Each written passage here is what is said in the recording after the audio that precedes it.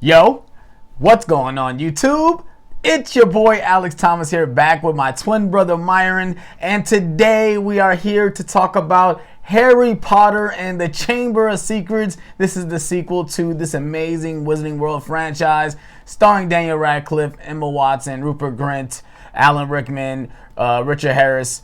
Just another amazing cast. A lot of returning cast come back, and also some new characters come in, which we're going to talk about later. Also directed again by Christopher Columbus. And we're going to go ahead and give you our thoughts on this movie. I say, if you guys have been enjoying these reviews so far, please hit that like button. Please subscribe for more. More Harry Potter reviews will be coming in the near future. Like I said, I'm going to review every single Harry Potter movie leading up to Fantastic Beasts and the Secrets of Dumbledore. So hope you guys are ready for this series. Enough rambling. Let's get into the review. Let's get it. Let's go.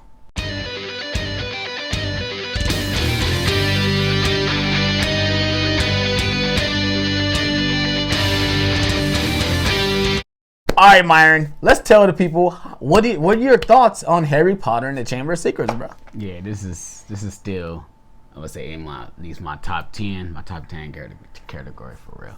This one is very likable. No disappointment. They definitely stepped up on the acting, on the action, on the everything. They stepped up next level. They grown up. You know, it's very definitely. You know what I'm saying? For sure. This is definitely another step up from this first movie. I think this movie had kind of the best opportunity to build off the second movie, off the first movie, but also we don't get a lot of the exposition and the build-up of the world. We already know what we're getting into. We know Harry, we know Ron, we know Hermione, we know all these collective characters. So all we have to do is basically just jump into the story, which gives it a leg up on this. Like I said, this movie was directed by Christopher Columbus, and I'd like to do the comparison because this movie kind of feels like directly like the first movie, right? Kind of like how Home Alone 1 and 2 are, right? Exactly. People can you can swap those movies out and they're kind of interchangeable. They're kind of like the same movies. They're structured the same. They have the same beats when it comes to even the score. Exactly. And even certain scenes, it gets to the part you can tell certain scenes, especially from the first one, they definitely had it up and down moments. Yeah, for sure. But I think with this one, I do agree with you that the actors are much better in this movie. Yes. You could definitely tell working on that first movie, especially with the same director coming back to work with them, it really helped the three main actors, Daniel, Rupert, and Emma. They are much better in this movie, especially Daniel Radcliffe. He really shines in this movie. Yes, he does. Like I said, there's a moment in the movie where he's doing a scene with Jason Isaac as Lucius Malfoy. He will talk about a little bit later, and they have a standoff, and Daniel Radcliffe delivers the line. You guys already know the line is, he says, "Don't worry, I will be," and it's just such a powerful line. It's like, damn, this is a little kid doing this. He's going to be doing amazing things. Yes, he didn't even know he was going to be doing amazing things. Exactly. And like I said, I got to give credit to Christopher Columbus. I do think he nailed it. Knocked it out of the park, especially with the book. Yes. This is another one that is very incoherently with the book as well. Yes, it is. If you don't have to read the book, you can watch the movie, and it's very in depth. They might take certain scenes, but they very do talk about important things in this movie as they do in the book. I mean, it does help that the first two books are compared to the other books, these are the smallest books, so they probably could put a lot of the stuff from the first two books into these movies. Because like I said, this is the longest Harry Potter movie. The movie is about 161 minutes long. So that's kind of a flaw for me, that the movie feels like that. There's a lot of moments where they're just lingering moments where you really want to get into the story. Right. But I do think also we do get a lot of exciting moments, like we get a lot of new characters get introduced. We get introduced to Dobby, the house elf, who is basically ruining Harry Potter's life throughout this entire movie. He does a lot of things to him. He stops the stops him from getting into the Hogwarts Express. He messes with a bludger, almost kills Harry in the process. He does a lot of things to kind of mess up his life. But the reason why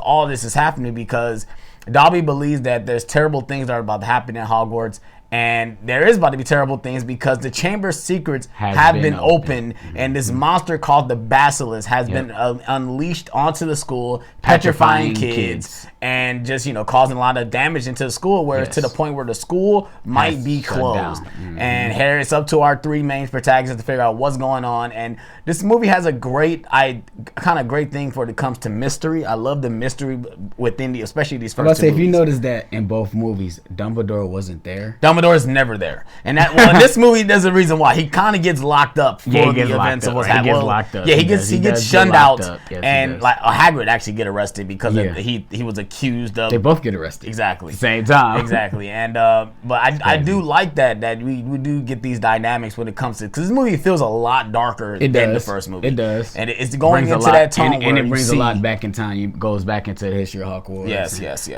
actually see Voldemort as a kid. And you get to see a lot of stuff like that was brought that Harry needs to understand about himself as well. Yeah, for sure. That him and Voldemort has a lot of similarities when it comes to doing things, the way they do things, and the way they discover things.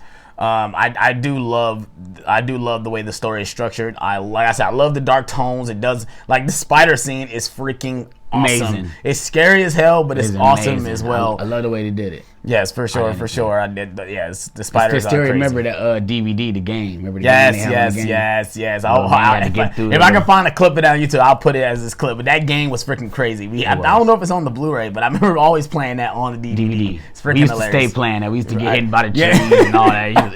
It was hilarious. Like, for them to have that in the game and actually in the movie, that was raw. I'll give props to them on that. For sure. But they didn't do anything else like that again. I don't think. No, I don't think there's no interactive games in the other movies. I think they stopped after that movie. But that's when they started listening to just one disc. You had to buy 2 disc special editions after that.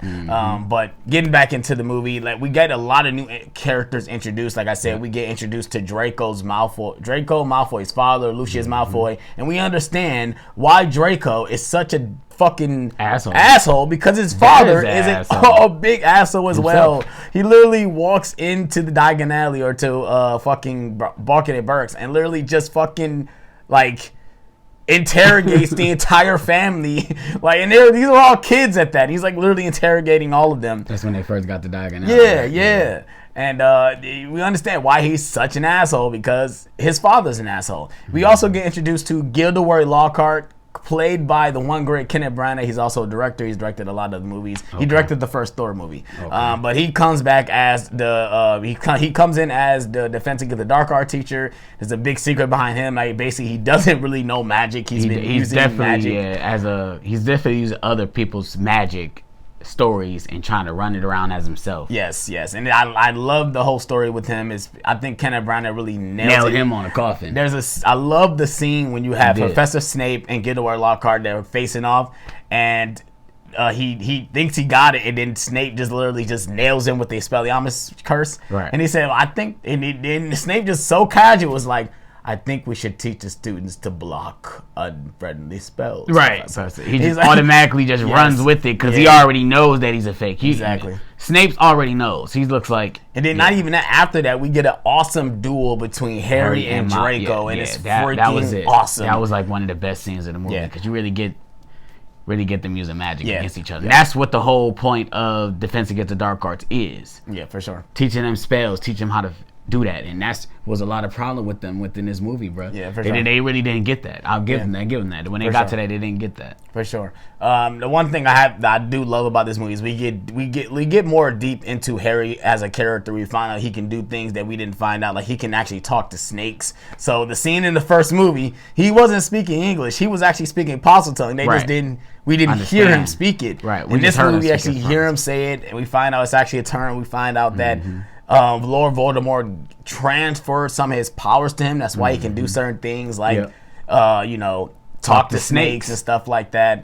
I love the moment where he's talking to Dumbledore and he's like, the sorting hat was right. I should be in Slytherin. He's like, why did you choose to do it? He's like, because I asked it to. He said, but you want to know one thing why you should be in a Gryffindor? Just look at the sword, and it turns out to be Godric Gryffindor. And like, it just shows that Harry is going to do true Gryffindor. He was a true Gryffindor. Right. He's a true Gryffindor. He knew that. He knows that. Right. He's gonna do the most he can do for the greater good, and that's what I love about this character. His parents was also in Gryffindor, right? Exactly. Yeah. That's what I'm saying. It's weird that. I think the reason why the Sword Hat was going to put him in Slytherin because of Lord Voldemort. Exactly. Yes. He felt Voldemort in him. Right. Exactly. So, yeah, and I do love that dynamic. Another thing I'm glad they improved on was the special effects. I think the special effects was definitely better, especially with the Quidditch match. Yes, it's so much better in this movie. You can tell the budget went up. Yep. And I love this. The spider sequence was really spot on. Really was amazing. I think probably the weakest part for special effects is Dobby as a character. I don't think facts. He's probably the weakest part. That's true. But I think everything else steadily improved.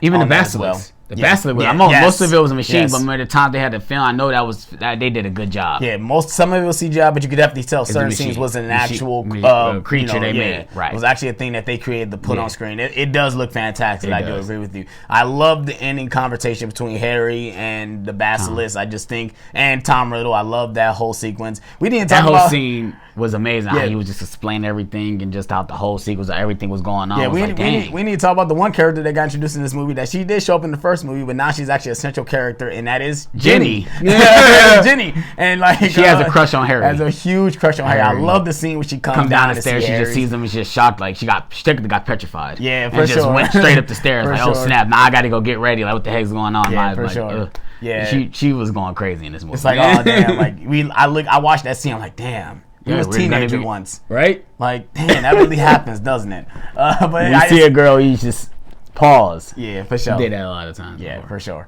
It gives back moments like that. Damn, these are kids. But one thing I can say is I with this series, you're casually seeing these kids grow up and see them improve as actors and people. And it's just an amazing thing to see that a book franchise and a movie franchise was actually able to do that. And I'm so ready to talk about these other movies. Like I said, my one major flaw with this movie is probably the length of the movie, in that it is also it's so structurally like the first movie. These movies are kind of interchangeable with certain things, certain formats.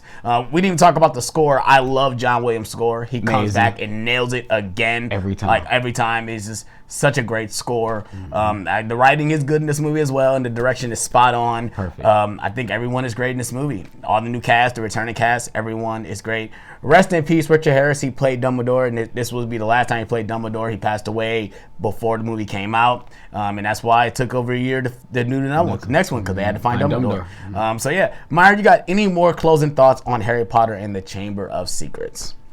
It's a 10 out of 10 for me. Yes, sir. Well, I'm not going to score it, but if I had to score it, it'll probably be a 4.5 out of 5 or a 9.5 out of 10.